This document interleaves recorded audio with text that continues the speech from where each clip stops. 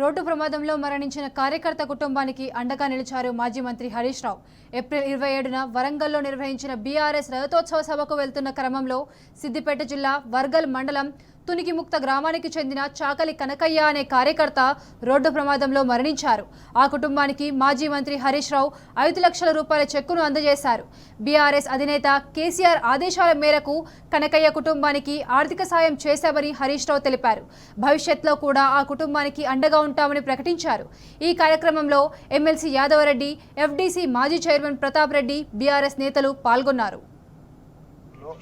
BRS party రజతోత్సవ సభలో పాల్గొనడానికి వచ్చినటువంటి కనకయ్య గారు దురదృష్టవశాత్తు ఆ రోజు మరణించడం జరిగింది.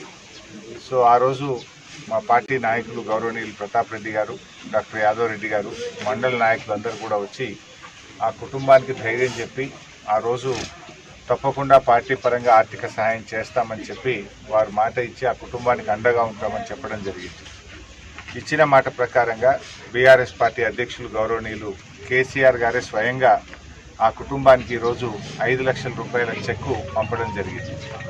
సో కేసీఆర్ గారి ఆదేశం మేరకు ఈరోజు మేము ఆ 5 లక్షల రూపాయల బీఆర్ఎస్ పార్టీ చెక్కును వారి సతీమణికి మేము అందించడం జరిగింది. అంతటితోనే కాదు, ఆ కుటుంబాన్ని భవిష్యత్తులో కూడా అన్ని రకాలుగా కాపాడుకుంటాం. మళ్ళీ తప్పకుండా బీఆర్ఎస్ ప్రభుత్వం వస్తుంది. మన ప్రభుత్వం వచ్చిన తర్వాత కూడా ఫర్దర్గా కూడా కుటుంబాన్ని అన్ని రకాలుగా ఆదుకుంటామని వాళ్ళ పిల్లలకు, తల్లిదండ్రులకు, భార్యకు ధైర్యాన్ని ఇవ్వమని చెప్పి కూడా కేసీఆర్ గారు చెప్పారు. రాబోయే రోజుల్లో కూడా ఆ కుటుంబానికి అన్ని రకాలుగా ఉంటాం. మొన్నటి రజతోత్సవంలో చిన్న విషాదమైనటువంటి ఘటన జరిగింది. బట్ ఆ ఇంటికి తప్పకుండా అండగా ఉంటాం. కేసీఆర్ గారి లేని లోటు కొట్టొచ్చినట్టు కనబడుతుంది.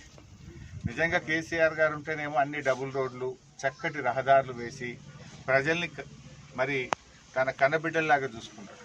రుణమాఫీ కూడా అంతే అయింది. ఇచ్చింది పావులో, ఎగ్గొట్టింది బారాన. ఇంకా బారాన మందికి రుణమాఫీ కానేలే ఊర్లలో. అన్నీ కూడా అబద్ధాలు చెప్పి దవాఖానాల పరిస్థితి అయితే మరీ అధ్వానంగా తయారైపోయింది.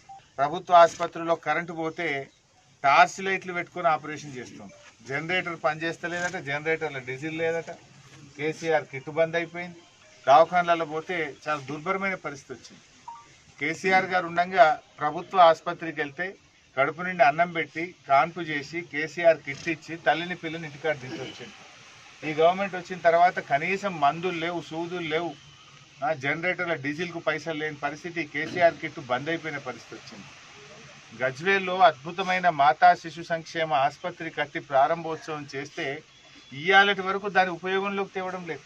దాన్ని వాడి ప్రజలకు సౌలభ్యం చేయండి అంటే ఇప్పుడు ఈ ప్రభుత్వం వచ్చి ఏడాదిన్నర్థం అయినా కూడా 100 పడకల మాతా శిశు సంక్షేమ ఆసుపత్రి గజ్వేల్లో ఈ రోజు కూడా ఉపయోగంలోకి తేకుండా ప్రజల గురించి పట్టించుకోవడం లేదు. ఎంతసేపు సొల్లు వాగుడు, సొల్లు కబుర్లు, దొంగ కేసులు, దొంగ మాటలు, అబద్ధాలు తప్ప నిజాయితీగా పాలన చేసింది లేదు.